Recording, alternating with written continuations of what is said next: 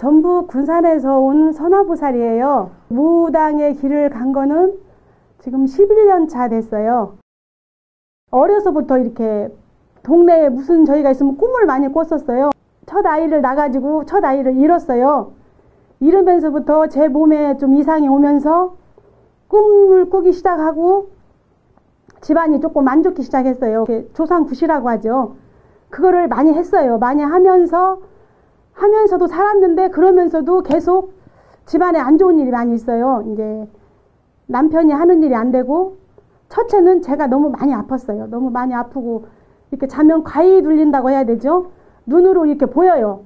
검정 옷 입은 사람이 이렇게 왔다 갔다 오고 와서 눈을 뜨면서 제 목을 누르는 것이 보이고, 결국에는 남편의 모든 하는 게 다 안 되고, 아이들이 조금 이렇게 뭐라고 해야 될까? 조금 힘이 들더라고요, 가정이.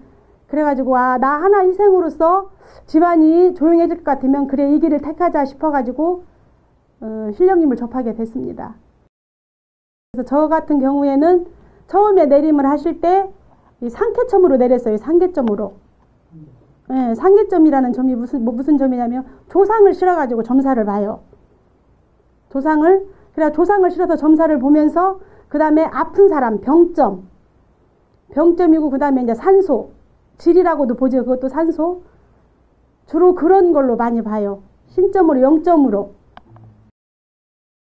제가 신내림을 하고 한 2년 차 됐을 때 손님이 오셨어요. 근데 그때만 해도 눈으로 다 화경으로 보여주셨어요.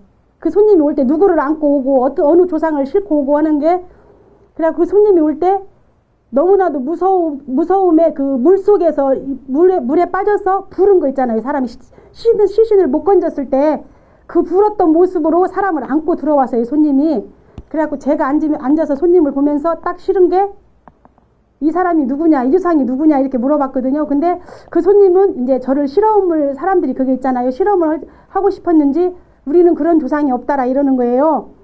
그래서 제가 그러면은 점을 뭐더러 보러 왔냐, 돈을 주면서 가시라고 그랬어요. 가시라고. 그러자 갑자기 그 빠졌던 물에 빠진 홀령 조상이 저한테 실렸어요. 실려가지고 누나 내가 왔다. 그 사람의 남동생이 온 거예요. 누나 내가 왔다. 왜 나를 모르고 없다고 하냐. 이러니까 그 손님이 놀래가지고 땀을 쫙 흘리면서 잘못했다고. 그러면서 그러면 물에 빠진 건 사실이다. 동생이 물에 빠진 건 사실인데, 그러면 그렇게 몸에 실려서 잘 앓으면 보이시지 않느냐. 그래서 보인다. 그랬더니 어떻게 생겼냐 그러더라고요. 그래서 시신을 바로 못 건져가지고 돼지 불듣기 불었다. 건져놓으니까. 이러니까 그 손님이 너무 놀래가지고 지금도 와요, 저희 집을. 교회를 다니시는 분이 오셨어요. 교회를.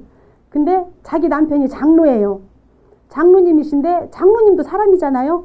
바람이 난 거예요. 바람이 나가지고 그 아내분이 찾아오셨어요. 그래가지고 너무 창피하다. 이제 그래가지고 그 아내분, 장로님 남편에 대한 그 여자를 띠는 굿 있잖아요. 굿이죠, 우리는. 이제 그거를 했어요. 그걸 해갖고 남편이 집으로 돌아오긴 돌아왔어요. 근데 돌아오긴 돌아왔는데, 이제 제가 그랬죠. 일단은 길은 각자 틀리고 믿음은 틀리지만 그래도 자기한테 맞는 이 종교는 분명히 있다.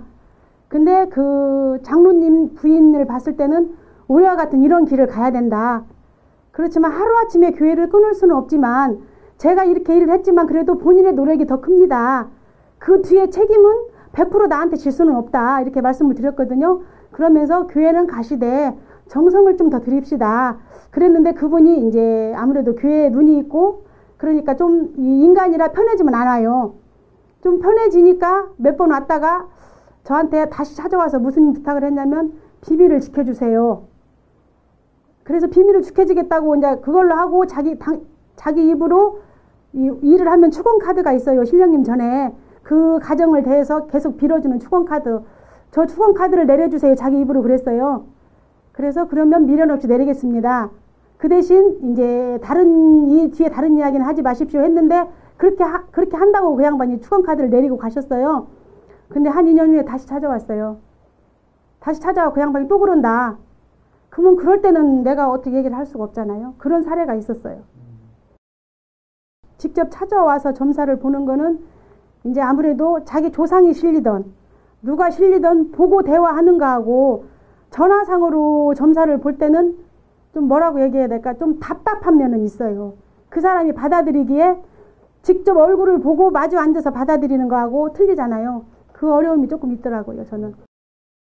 손님들이 와서 상담을 하던 전화 상담을 하던 그 사람이 상담을 해갖고 이렇게 무속인을 찾을 때는 최고로 답답한 게 한 가지가 있어서 찾거든요. 그 사람들이 10가지가 답답해서 찾는 사람은 없어요. 거기가 굉장히 각박했을 때, 답답할 때. 그때 와서 찾아오는데 그 사람에 대해서 그거를 키포인트를 얘기를 하고 나면 그걸로 만족을 하는 게 아니고 인간이라 자기의 이제 생각해가면서 10가지, 100가지를 다 물어보고 싶어 해요. 그러면 아까도 말씀하셨지만 자기가 잘하는 분야가 있어요. 이 무당들도. 그러면 거기서 빗나가는 얘기가 한마디라도 두마디라도 분명히 있습니다. 우리도 사람이기 때문에. 그러면 그 손님들이 올 때는 우선 급한 제일 급한 것만 가지고 오는데 이제 그 얘기가 나오면 자기의 모든 10가지를 다 물어봐서 그걸 다 맞이하면 만족하다고 그래요. 그럴 때는 좀 그러지 않으셨으면 우선 답답한 거 한 가지지 절대 우리가 병원을 가도 한 번에 가갖고 5가지 치료는 못 하잖아요. 제일로 큰 한 가지 치료를 먼저 하고 이제 그게 나서면 또 치료를 하지.